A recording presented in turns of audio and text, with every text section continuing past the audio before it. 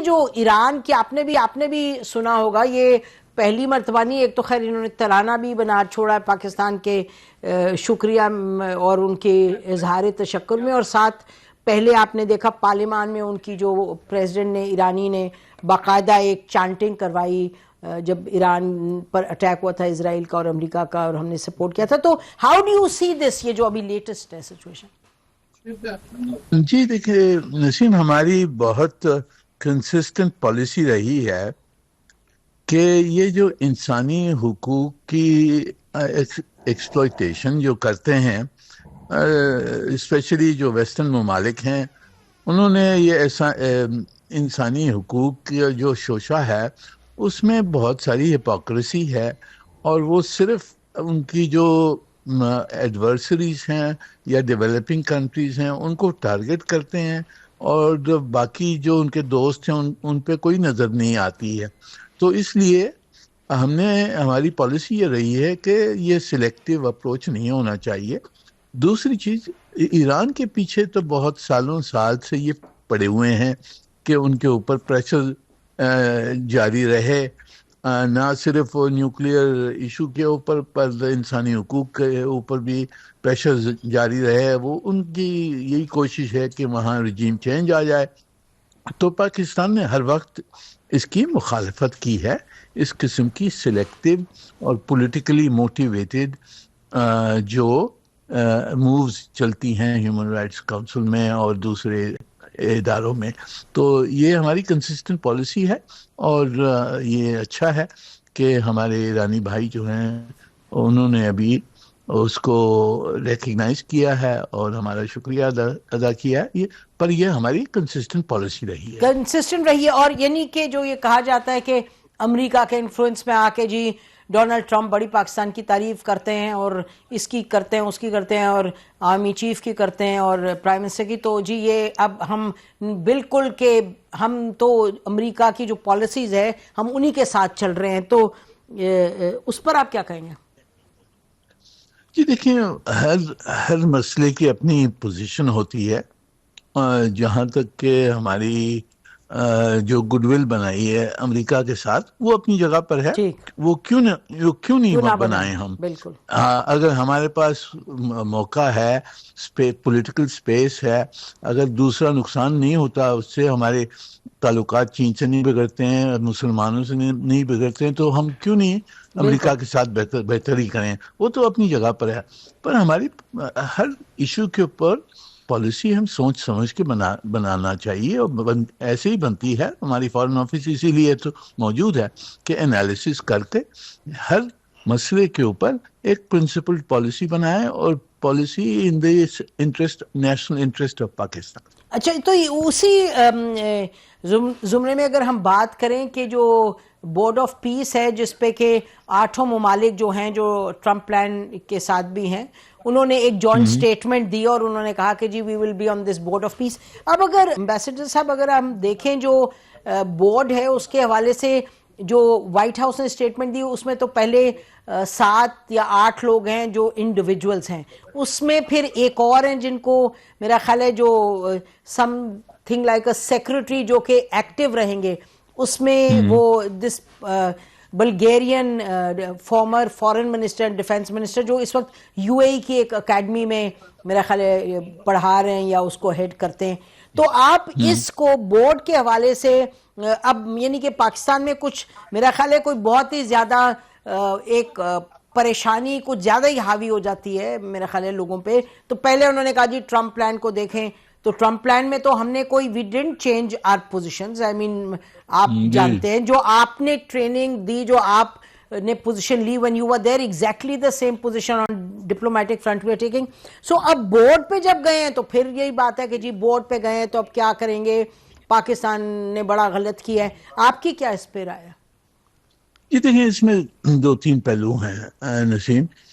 پہلی چیز تو ہم نے یہ دیکھنی ہے کہ یہ جو بورڈ آف پیس ہے اس کو سلامتی کونسل نے منظور کیا ہے جی، اور ریزولوشن 2803 میں انہوں نے کہا ہے کہ یہ غازہ پیس پلان پہ یہ بورڈ آف پیس بنے گا. ٹھیک، اب وہ صحیح ہے غلط ہے، سلامتی کونسل کا فیصلہ ہے. ٹھیک، تو وہ پابندی ہوتی ہے اس کے اوپر. ٹھیک. دوسری چیز ہم نے جو سوچنا ہے کہ یہ بورڈ آف پیس میں کچھ فتور ہیں, ہمیں یہ جائز ہے کہ ہم اس پہ سوچ سمجھ کے آگے بڑھیں, پر اگر ہم نے وہاں جانا ہے تو ہم دوسرے جو 8 ملک تھے جو ہمارے ساتھ شامل تھے یہ پیس پروسیس میں, سیز فائر بنانے میں, تو ان کے ساتھ جانا چاہیے, اور انہوں نے سب نے مان لیا. جی ہاں, ایک جوائنٹ سٹیٹمنٹ آیا.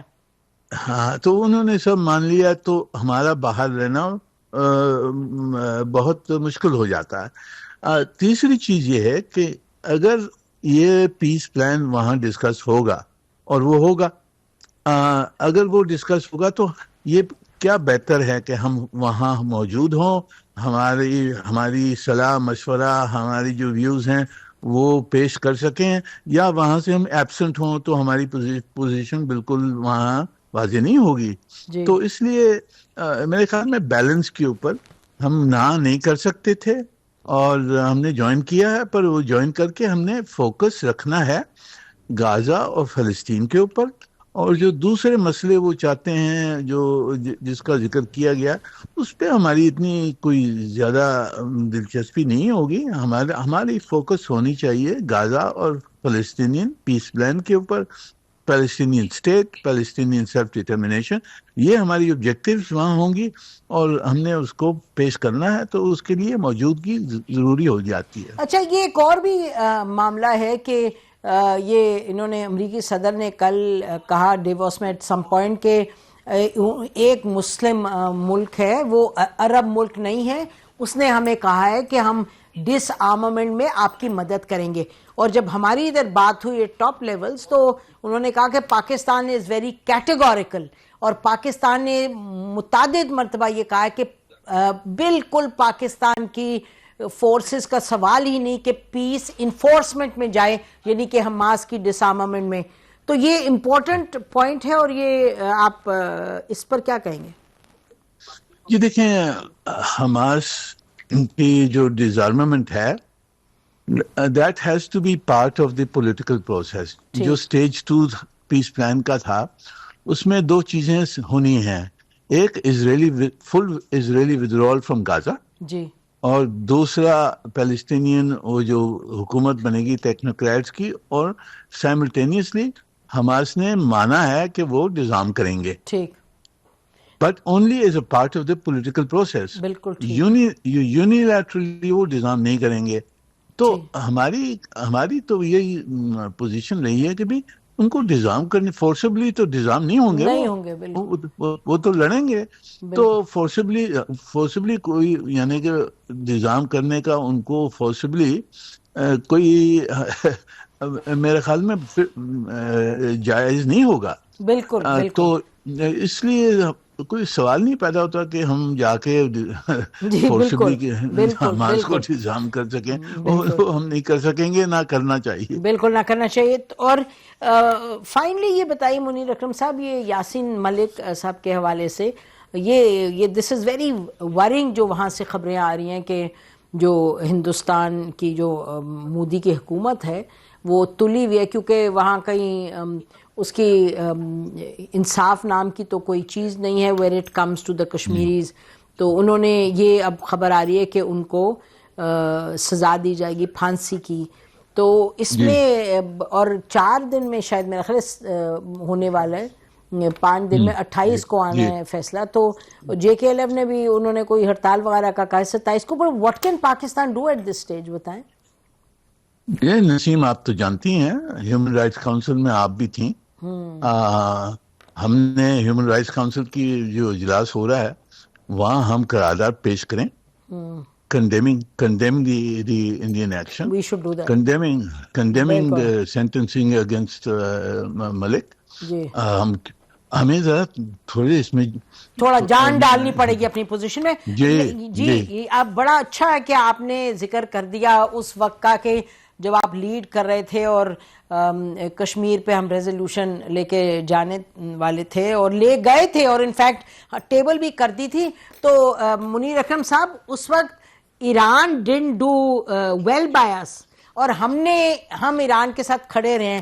تو آپ نے یاد دہانی کرائی، تو میرا خیال ہے کہ ناظرین کو بتایا جائے اور ایرانیوں کو بھی کہا جائے کہ بھائی دیکھو ہم تو اصول پہ کھڑے رہتے ہیں، آپ نے اس وقت ذرا ڈنڈی ماری تھی. اب وہ اس کی تفصیل کسی دن اور کریں گے، لیکن بہت جی بہت بہت شکریہ منیر اکرم صاحب پروگرام میں آنے کا. Thank you so much.